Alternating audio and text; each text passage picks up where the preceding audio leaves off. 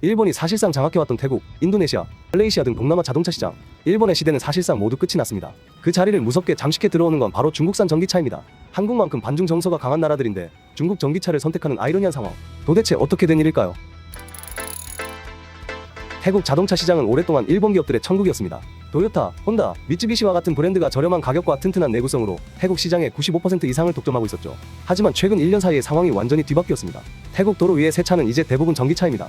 충격적인 건 이 전기차가 거의 전부 중국산이라는 겁니다. 태국인들은 평소 중국에 대한 반감이 강합니다. 한국어를 하느냐 중국어를 하느냐에 따라 대우가 달라질 정도이죠. 그런데 왜 이들은 중국 전기차를 선택할까요? 바로 가격 때문입니다. 태국 일반인들의 평균 소득은 연간 1,000만 원도 되지 않는 수준입니다. 그런데 아반떼 정도의 차를 사려면 4천 이상의 금액이 듭니다. 문제는 내연기관차에 붙는 80%의 엄청난 관세입니다. 이 때문에 같은 외제차라도 한국에서 사는 가격의 2배가 됩니다. 유지비 또한 만만치 않죠. 태국 휘발유 가격은 한국과 비슷하게 리터당 약 1,800원 수준으로 태국의 임금과 물가를 생각하면 엄청 높은 가격입니다. 그래서 연간 1만 킬로미터를 타면 약 180만 원 이상의 연료비가 듭니다. 하지만 중국산 전기차는 상황이 완전히 다릅니다. 전기차는 관세가 0%입니다. 중국에서 대량 생산된 전기차가 중국과 태국의 FTA 덕분에 더 저렴하게 들어오고 있습니다. 대표적인 모델이 BYD 아토3입니다. 준중형 SUV급인데도 불구하고 태국에서 약 3천만 원 초반대에 구매가 가능합니다.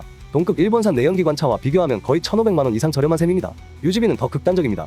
연간 1만 킬로미터 주행 시 전기차의 충전 비용은 약 30만 원 수준으로 내연기관차 대비 무려 7분의 1 수준으로 떨어집니다. 이러한 경제성 때문에 태국 도로는 이미 중국 전기차가 엄청난 속도로 늘어나고 있습니다. BYD뿐만 아니라 MG, 장성자동차, 네타 등은 이미 판매량 상위 10위권 안에 당당히 이름을 올렸습니다. 태국만의 문제가 아닙니다.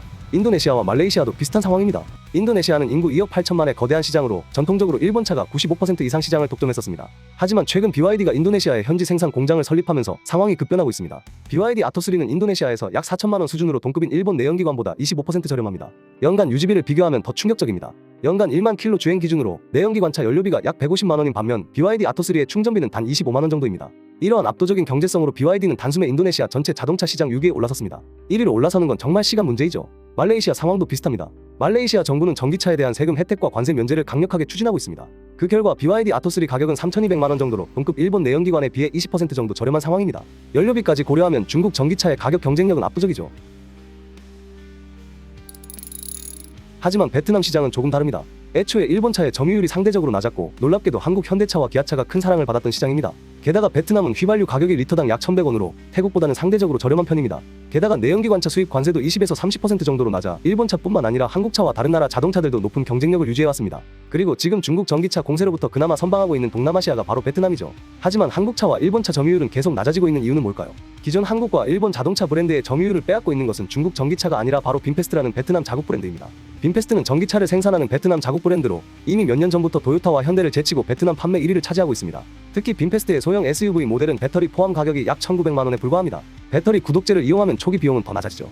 이러한 환경에서 베트남 소비자들은 굳이 반중 정서까지 감수하며 중국 전기차를 살 이유가 없습니다. 빈페스트는 자국 전체 자동차 시장에서 압도적인 1위를 유지하며 중국 전기차의 진입을 효과적으로 막고 있습니다. 최근 한국에도 BYD 아토3가 공식 출시되었지만 전망은 밝지 않습니다. 그 이유는 한국 소비자에게 자동차는 단순히 이동수단이 아니라 부의 상징이며 사회적 자존심과 개인의 정체성을 나타내는 수단이기 때문입니다. 가성비만 보고 BYD를 구매한 순간 죽을 때까지 사람들에게 왜 중국차를 샀는지에 대한 이유를 해명해야 하는 상황이 됩니다. 즉, 한국 소비자에게 중국차 구매는 개인 브랜드 이미지를 떨어뜨리는 결정입니다. 하지만 한국에서조차 아토3의 가성비를 본 사람들은 렌트카 시장과 택시 시장을 잠식할 거라고 우려하고 있는 상황입니다. 일본차는 그동안 뛰어난 가성비로 글로벌 시장을 장악했습니다. 하지만 상황이 급변하고 있습니다. 전기차는 내연기관차보다 유지비가 훨씬 낮고 부품 교체와 감가상각 걱정이 없어 소비자에게 압도적 매력을 제공하고 있습니다. 그런데 전기차로의 전환을 빨리 결정하지 못했던 도요타, 혼다, 닛산의 지위는 급격히 추락할 수밖에 없어 보입니다. 한국 자동차 산업은 지금이 절호의 기회입니다. 전기차 생산과 연구개발을 신속히 확대하여 동남아 시장을 적극적으로 공략해야 합니다. 일본차가 무너지는 지금이야말로 한국 자동차가 전기차로 세계 시장을 선점할 최적의 타이밍입니다. 이제 판은 기울었습니다. 가성비로 세상을 지배하던 일본차는 이제 유지비도 가격도 감가도 전기차에 밀립니다. 중국 전기차가 빠르게 잠식하고 있는 이 위기의 상황, 한국차가 멈춘다면 그 자리는 영영 남의 것이 됩니다. 아직 늦지 않았습니다. 빨리 문제를 인식하고 변해야 할 때입니다.